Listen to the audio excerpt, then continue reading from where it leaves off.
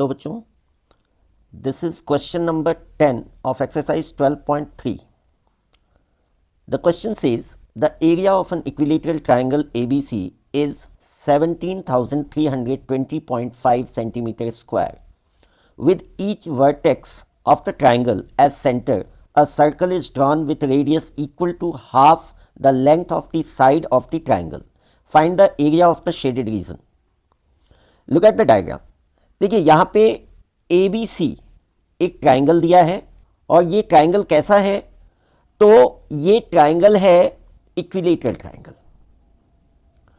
और इस ट्राइंगल के तीनों वर्टिसेस को सेंटर मान के और इस ट्राइंगल के साइड का हाफ उसको रेडियस मान के एक सर्कल ड्रॉ किया गया है तीनों वर्टिसेस पे.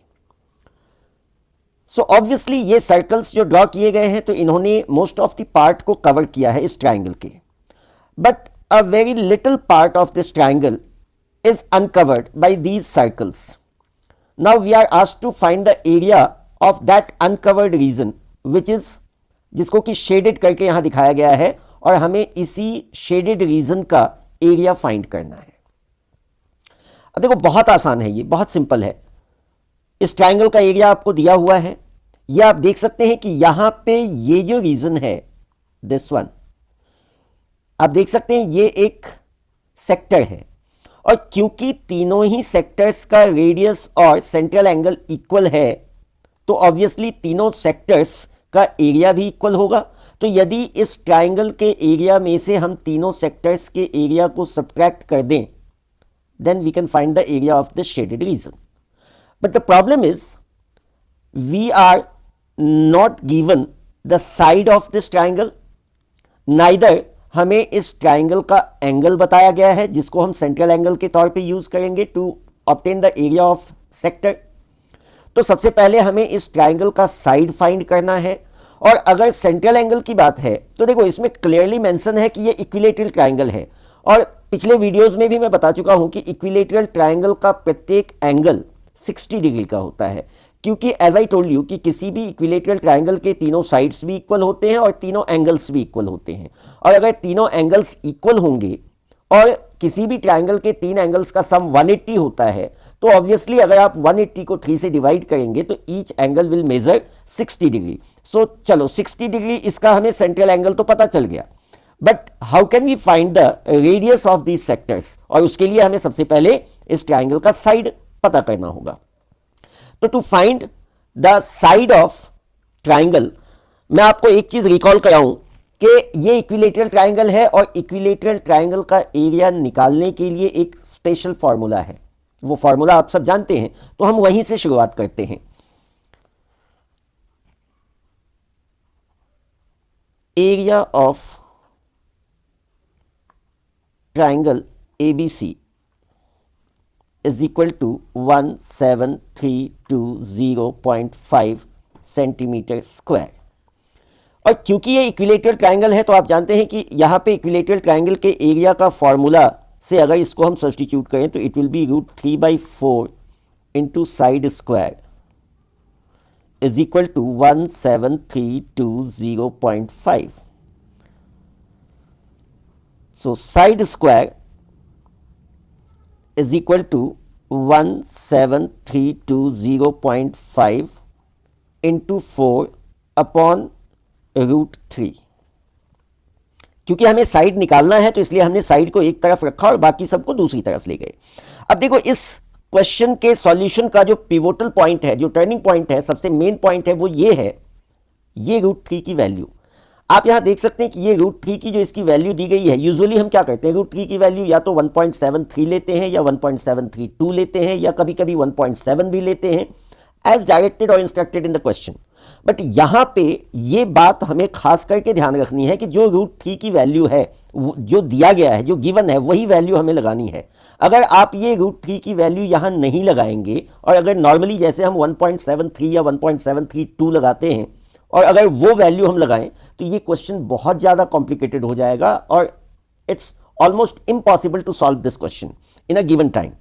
सो हम इसी वैल्यू को यहाँ पुट करेंगे. So now it is side square is equal to square 17320.5 into 4 upon √3 के बदले आप वैल्यू लगाइए 1.73205। ओके, अब देखिए डेसिमल को हमें थोड़ा एडजस्ट करना होगा, तो यहां पे एक डिजिट के बाद डेसिमल है, तो इस डेसिमल को हटाने के लिए नीचे हम 10 से मल्टीप्लाई करेंगे। और यहां देखिए कितने डिजिट के बाद 1 2 3 4 5 डिजिट के बाद डेसिमल है, तो इस डेसिमल को हटाने के लिए we have to multiply this by 1 followed by 5 zeros।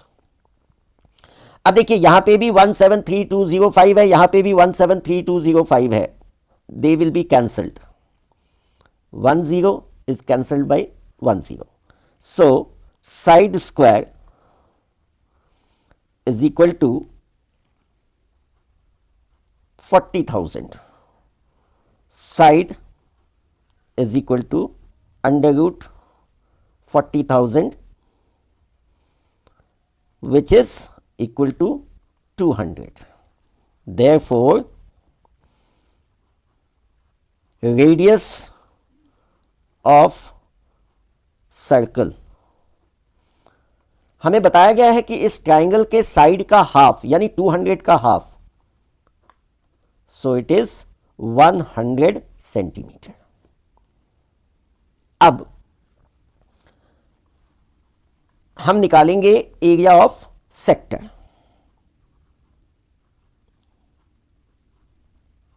Area of one sector, आप जानते हैं formula theta upon 360 pi r square. Theta is 60 upon 360, pi हमें बताया गया है 3.14 लेने के लिए, so we will consider pi as 3.14 और radius we have just found 100 into 100, 0 0 cancel, 6 से 6 जा। अब इसको एक बार और कर दीजिए आप, 2 3 जा और 2 से इसको आप कैंसिल करेंगे, इट विल गिव यू 1.57। इन सबको आप मल्टीप्लाई करोगे तो you will get 15700 centimetre square. Now this is area of one sector. Now area of 3 sector. Therefore area of 3 sectors,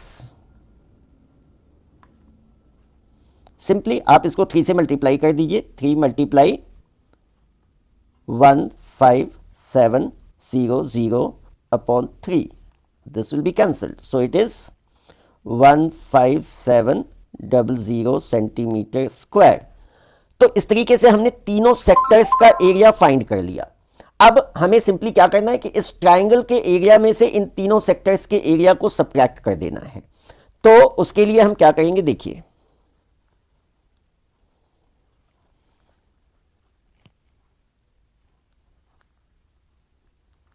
area of shaded reason